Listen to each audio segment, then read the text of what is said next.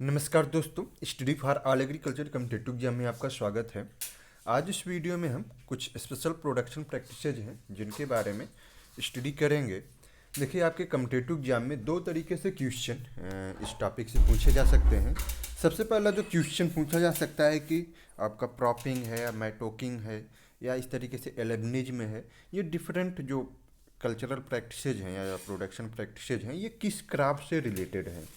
डिसबडिंग किस में हम करते हैं, पिंचिंग किस में करते हैं, तो ये डिफरेंट या हमारा क्रॉप रेगुलेशन है जिसे हम बहार ट्रीटमेंट भी कहते हैं, तो किस क्रॉप से रिलेटेड है। दूसरा जो क्वेश्चन बनता है कि जैसे हम क्रॉप रेगुलेशन की बात किए, बहार ट्रीटमेंट तो डिफरेंट टाइप के मृग बहार, अम्बे बहार, हस्त बहार या मैटोकिंग है, तो ये क्रिया कैसे होती है, तो इनसे रिलेटेड क्वेश्चन पूछे जा सकते हैं। तो चलिए हम स्टार्ट करते हैं। सबसे पहला जो फ्रूट्स हैं, हमारे फ्रूट्स, उनमें जो मेजर्स कौन कौन से ऑपरेशन होते हैं या कह सकते हैं प्रैक्टिसेज होती हैं। तो बनाना क्रॉप है। बनाना क्रॉप में सबसे पहला जो हम देखेंगे डीशकरिंग है। डीशकरिंग काफ़ी महत्वपूर्ण होता है। डीशकरिंग एक तरीके से शक्कर को रिमूव करना, उसे हम डीशकरिंग कहेंगे। तो इसमें होता क्या है कि हम जो बनाना का अगर कॉमर्शियल प्रोपगेशन करते हैं, तो मुझे उम्मीद है आप सभी को मालूम होगा कि सॉल्ट शक्कर के द्वारा किया जाता है। सॉल्ट शक्कर 750 ग्राम सामान्यतः इसका वेट होना चाहिए। तो इसको जब हम ट्रांसप्लांट कर देंगे तो ये हमारा शक्कर हो गया। तो यहाँ से एक तरीके से इसका ग्रोथ तो होगा, ये मेन पौधा हो जाएगा। इसके साथ ही साथ अदर्स जो कह सकते हैं कि ये सिंगल क्लम्प आप बनाना, जो एक क्लम्प होगा उस वो कई अर्थात सकर्स जो हैं वो प्रोड्यूस करते हैं। तो इन सकर्स को हम अगर जनरली 3 मंथ आफ्टर प्लांटिंग कर सकते हैं कि ये इमर्ज करना शुरू हो जाता है। लेकिन अब हमें मेजर इल्ड तो इससे प्राप्त करनी है। अब अगर ये डिफरेंट सकर्स 5 7 10 सकर्स अगर निकल जाएंगे तो जाहिर सी बात है कि जो फर्टिलिटी सॉइल की है, जो न्यूट्रिएंट है, वो भी एब्जॉर्ब करेंगे और मेन पौधा हमारा जो है वो उसकी उपलब्धता उस न्यूट्रिएंट की कम हो जाएगी उसके पास। तो इसलिए हम जो ये सकर्स होते हैं इनको हम रिमूव कर देते हैं, इनको हम हटा देते हैं। इसी प्रैक्टिस को हम डीसकरिंग कहते हैं। लेकिन ऐसा नहीं हमेशा। जैसे अभी हमारा फ्लावरिंग अगर स्टार्ट हो जाए, ये जो मेन पौधा है अगर इसमें फ्लावरिंग स्टार्ट हो जाती है, तो हम जो ये सकर्स हैं, एक सकर्स को हम कहेंगे ग्रो करने देते हैं। क्यों? क्योंकि हमारी जो सेकेंड क्रॉप है वो एक तरीके से प्रोड्यूस होने के लिए। तो अगर हमारा मदर प्लांट जो है, इसे हम मदर प्लांट कहेंगे, अगर उसमें फ्लावरिंग स्टार्ट हो गई है तो एक शकर्स हम कह सकते हैं कि इसको स्टार्ट होने देते हैं, एक तरीके से ग्रो होने देते हैं, डेवलपमेंट होने देते हैं। तो क्रॉप कहेंगे कि रोटेशन में इनका महत्वपूर्ण योगदान होता है, क्रॉप रोटेशन की तरह। तो ये रिमूव करना, यही प्रैक्टिस डीशकरिंग कहलाती है। और ये डिफरेंट टाइम और ड्यूरेशन के आधार पर डिपेंड करता है। स्टार्टिंग में तो हम किसी भी शकर्स को इमर्ज नहीं होने देंगे क्योंकि वो न्यूट्रिएंट लेगा। दूसरा जो सबसे बड़ा महत्वपूर्ण प्रैक्टिसेज है मैटोकिंग। तो ये पूछा भी जा सकता है, मैटोकिंग practices related to which crops. तो ये हमारा बनाना क्रॉप में किया जाता है। और मैटोकिंग मीन्स होता है कि एक जो हमारा स्टेम होता है, ये जो स्टेम होता है उसे हम क्या बोलते हैं, स्यूडो स्टेम बोलते हैं। तो स्यूडो स्टेम को हम एक हाइट पे कट कर देते हैं, जिसे ही हम क्या कहते हैं, मैटोकिंग। अब कहने का मतलब ये होता है, जैसे मान लेते हैं कि ये हमारा मेन पौधा है, इसकी हार्वेस्टिंग हो गई और यहाँ से दूसरा शक्कर निकल रहा है जो कि नेक्स्ट जनरेशन जो है वो हमें ईल्ड देगा। तो अब इसे हमें हार्वेस्ट करना है। तो हमारे पास एक तरह हार्वेस्ट होने के बाद इस पौधे को हमें डिस्ट्रॉय करना है, कट करना है। तो हमारे पास कई तरीके के चांसेज हैं कि हम यहाँ से कर दें, बेस स्टेम जो होता है, बेस पार्ट है, वहाँ से कर दें, या यहाँ से करें, इस तरीके से करें। तो किया क्या जाता है कि एक हाइट, और उस हाइट को हम कह सकते हैं कि जनरली 2 मीटर हाइट या 1.5 मीटर हाइट तक, एक तरीके से अच्छी खासी हाइट हम होती है, वहाँ से रिमूव करते हैं। ऊपर का भाग हम रिमूव कर देंगे, बाकी ये जो पार्ट रहेगा उसको हम रखते हैं। अर्थात ये मेन पौधा है और ये हमारा एक नया पौधा इमर्ज कर रहा है। तो ये जो मेन पौधा जो ऑलरेडी ईल्ड दे चुका है, इस हार्वेस्ट हो चुका है, इससे बनाना हमारा हार्वेस्ट हो चुका है, तो उसे एक हाइट पे जो ये स्यूडो स्टेम है उसको कट करना। तो ये जनरली हम कह सकते हैं कि cutting of pseudo stem at 2 metre height has been found beneficial. अर्थात अगर 20 मीटर हाइट तक हम इसकी कर दें, 2 मीटर करें, 2 मीटर हाइट तक, तो होता क्या है कि ये जो मेन पौधा है एक तरीके से इसका जो न्यूट्रिएंट है, ये जो हमारा सेकंड पौधा जो सेकंड जनरेशन क्रॉप है, इसमें ये कंजर्व हो जाता है, इसमें एक तरीके से स्यूडोस्टम फॉरवर्ड हो जाएगा, जो फूड इसमें रिजर्व है ये फॉरवर्ड हो जाएगा इस पौधे को। तो ये हमारा पौधा बड़े तेज़ी से ग्रो करता है, इमर्ज करता है, डेवलप होता है। तो यही पूरा एक तरीके से कॉन्सेप्ट होता है मैटोकिंग करने का। तो मैटोकिंग में जो हमारा ऑलरेडी हार्वेस्टेड पौधा है उसको 2 मीटर हाइट तक हम कोशिश करते हैं, 1.5 से 2 मीटर हाइट तक के ऊपर तक, अर्थात यहाँ इसके ऊपर का जो मैटर होगा उसको रिमूव कर देंगे, यहाँ तक सॉइल से बेस से 1.5 से 2 मीटर ऊपर हाइट तक जो मदर प्लांट होता है उसको हम कट करते हैं। तो इसका जो मैटर होगा ये हमारे जो सेकंड जनरेशन का पौधा है उसको मिल जाता है। तो ये मैटोकिंग क्रिया हो जाती है। थर्ड वन हमारा है प्रॉपिंग। प्रॉपिंग तो हम बनाना में कर रहे हैं। प्रॉपिंग क्रिया अगर आप सभी ने सुना होगा शुगर केन में भी किया जाता है, बड़ा ही महत्वपूर्ण होता है। तो प्रोवाइडिंग सपोर्ट क्या होता है, बनाना का पौधा जो ये स्टेम होता है थोड़ा सा कह सकते हैं हर्बेसियस है। अच्छा, किसी को अगर ये मालूम हो कि बनाना इज ए मोनोकॉटिलिडनस या डाइकॉटिलिडनस, अगर किसी को हो तो कमेंट करेंगे। तो ये एक तरीके से प्रॉपिंग तो हर्बेसियस तो इस पौधे गिर जाते हैं, इसका वजन काफ़ी, और अगर कोई हाई हाइट प्लांट अगर हमारा बनाना का है, एक मीडियम हाइट और टॉल हाइट, तो टॉल हाइट का गिरने के चांसेस रहते हैं। तो उसके लिए हम देखते होंगे तिपहिया या इस तरीके से लगा दिया जाता है, किसान द्वारा लगाया जाता है। तो उसे ही सपोर्ट देने को ही हम कह सकते हैं प्रॉपिंग। ये स्यूडोस्टेम, इसके बनाना स्टेम को स्यूडोस्टेम विच सपोर्ट बनाना बंच, जो बनाना का बंच होता है उसको सपोर्ट करने के लिए तो हम प्रॉपिंग क्रिया करते हैं। नेक्स्ट वन राइटूनिंग क्रिया है। राइटूनिंग हम शुगर केन में भी करते हैं और इसमें भी करते हैं। इसकी स्पेलिंग राइटूनिंग की ये स्पेलिंग भी कभी कभी जेआरएफ जैसे एंट्रेंस एग्जाम में पूछी गई है, तो याद रखेंगे। राइटूनिंग मीन्स नेक्स्ट क्रॉप जो जनरेशन होती है, जैसे हमारा शुगर केन होता है, हम हार्वेस्ट कर लेते हैं, फिर नेक्स्ट उसी से स्टार्ट हो जाता है, हमें नेक्स्ट ट्रांसप्लांटिंग की आवश्यकता नहीं होती है।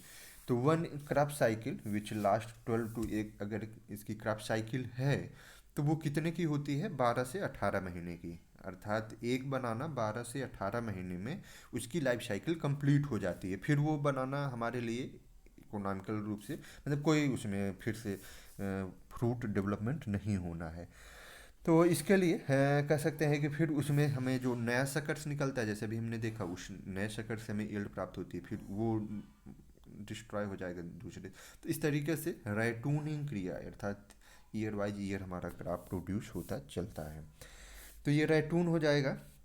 तो ये प्रैक्टिसेज बनाना में की जाती हैं, क्योंकि अभी देखें अगर हम अगर पपाया देखिए तो उसी एक ही पौधे में हमें 4 से 5 साल 6 साल तक कमर्शियल रूप से हम यील्ड प्राप्त करते रहते हैं। बट बनाना जो होता है एक बार अगर हार्वेस्ट हो गया तो उस पौधे से उस मदर प्लांट में फिर से हमें यील्ड नहीं प्राप्त होती है।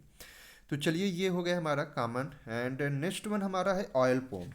ऑयल पाम में आपके 2-3 प्रैक्टिसेस बड़े महत्वपूर्ण है, पूछे भी जाते हैं, जैसे एबलेशन है, एबलिनिज्म, तो ये पूछा जाता है।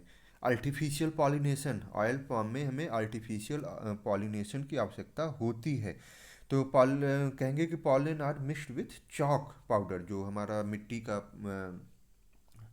होता था उसमें चॉक पाउडर 1:14 के रेशियो में मिक्स करके फिर इसको हम पॉलिनेशन के रूप में यूज करते हैं। और आर्टिफिशियल पॉलिनेशन में जो पॉलन होता है वो 30 डेज तक अर्थात वाइएबल रहता है, उसकी वाइबिलिटी जो होती है वो 30 डेज होती है। तो artificial pollination is done in oil पॉम, याद रखना है। And second one term is ablation या एबलनिज्म जिसको हम बोलते हैं। तो इसमें जो हमारा इन्फ्लोरोसेंस होता है, जैसे इसमें ऑयल पम्प में क्या होता है कि स्टार्टिंग में ही इन्फ्लोरोसेंस अर्थात फ्लावरिंग स्टार्ट हो जाती है। तो इस इन्फ्लोरोसेंस को अगर अर्ली लाइफ साइकिल में ये स्टार्ट हो गया, कहेंगे कि पौधे के ट्रांसप्लांटिंग के 1 साल 2 साल 3 साल इस तरीके से स्टार्टिंग में ही जब हमारा इन्फ्लोरोसेंस फ्रूट में डेवलप होगा, तो क्या होता है कि उसका जो ऑयल कंटेंट होगा वो लो हो जाता है।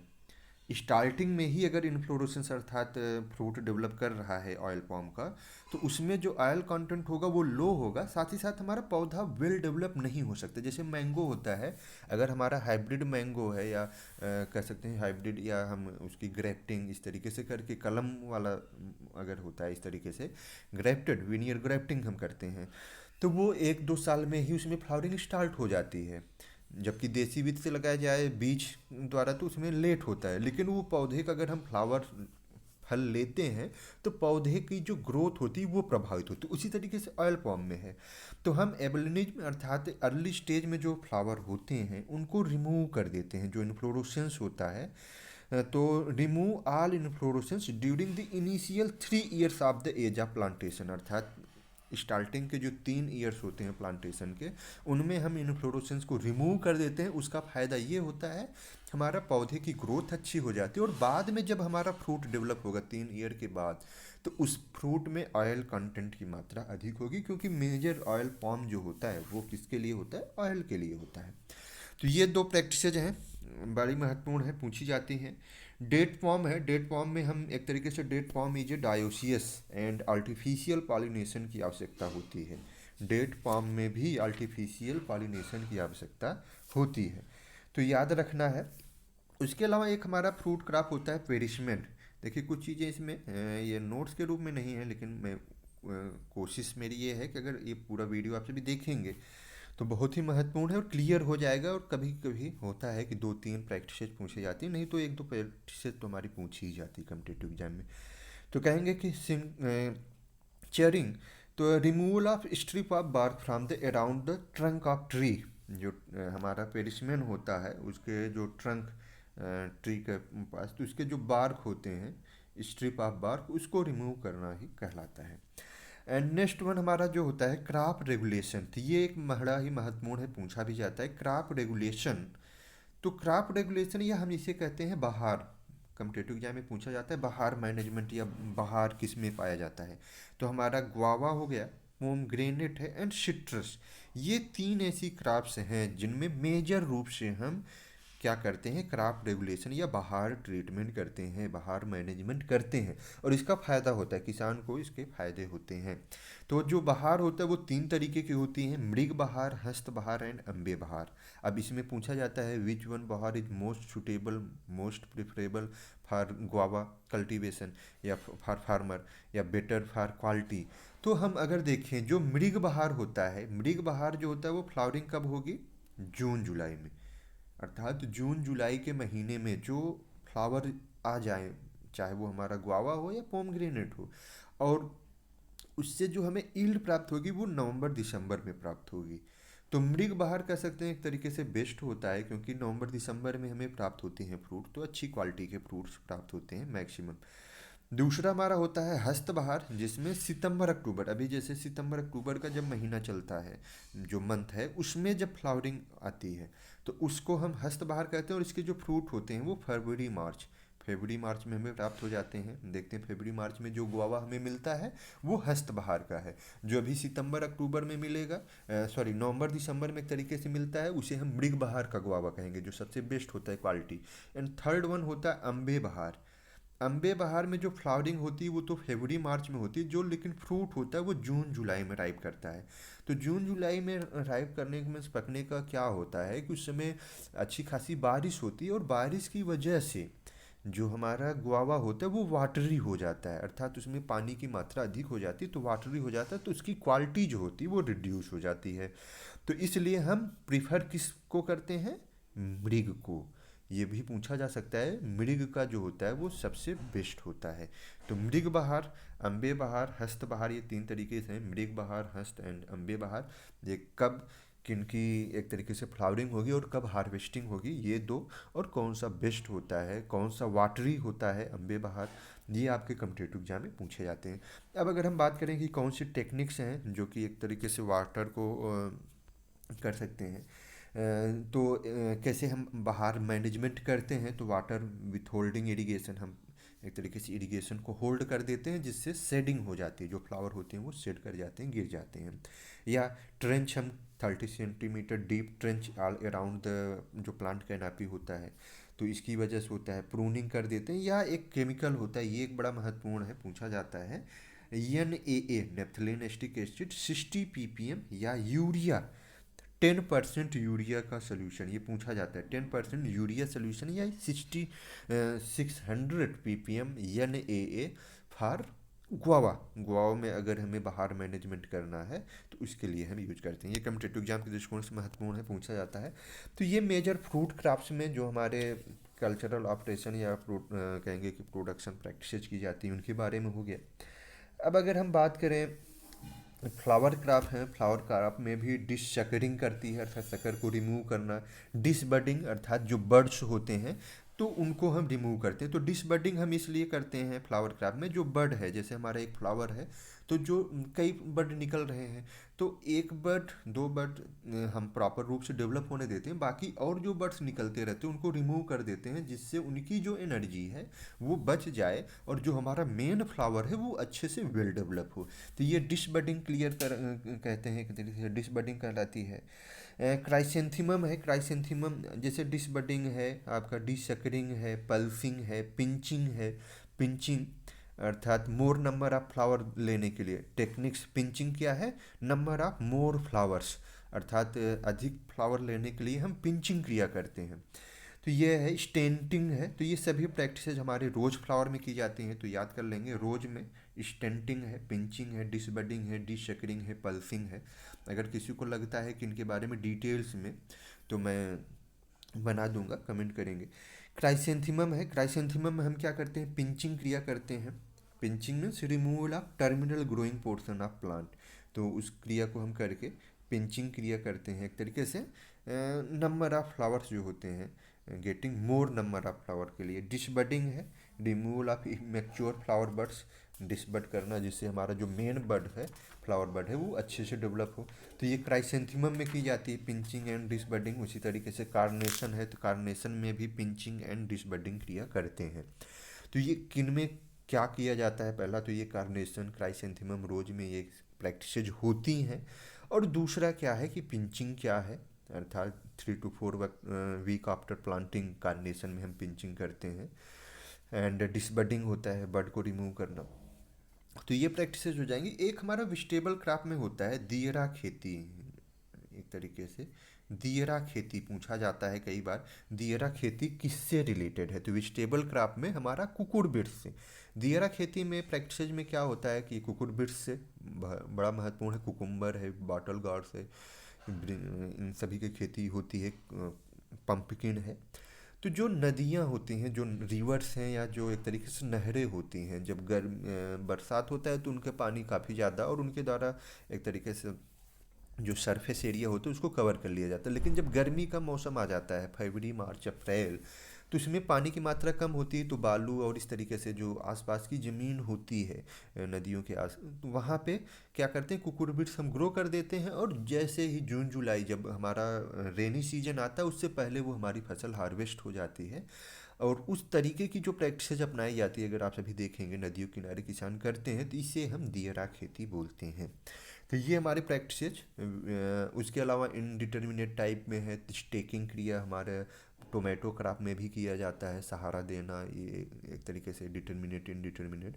तो ये डिफरेंट प्रैक्टिसेज होती हैं। तो हमारा कॉमन जो हॉर्टिकल्चर क्रॉप से प्रैक्टिसेज था, किस में क्या किया जाता है और किस क्या मेजर प्रैक्टिसेज हैं, उनके बारे में मैंने शार्ट में कोशिश की है आप सभी को उपलब्ध कराने की। तो उम्मीद है अच्छा होगा।